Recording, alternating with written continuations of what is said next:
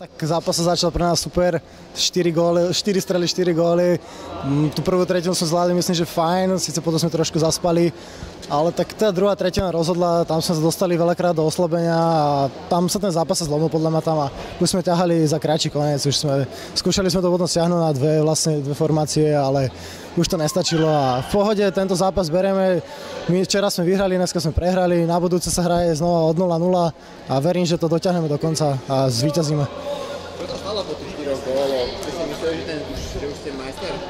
To možno, že to dá sa to tak povedať, že možno hej, ale neviem, proste tá šťastie nás aj trošku otočila. My sme vlastne, neviem, či druhú tretinu sme vôbec strelili gól.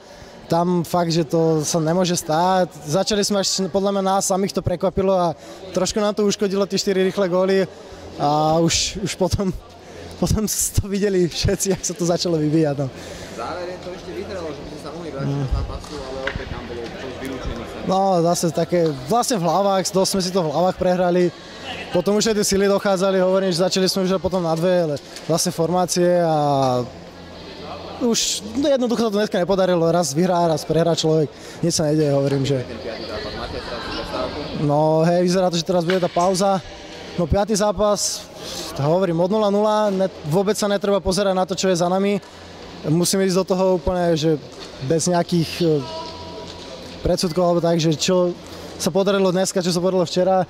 Hovorím, včera sme vyhrali vysoko, dneska sme zase boli proste, ten zápas každý je iný a musíme ísť, aké by to je prvý zápas sezóny, nažavený, úplne vôbec sa nezamýšľať nad tým, že to je 2-2, že to je rozhodujúci zápas. Musíme proste tam nechať všetko a buď to vyjde, alebo no, jeden vyhrá, jeden prehrá. V pohode.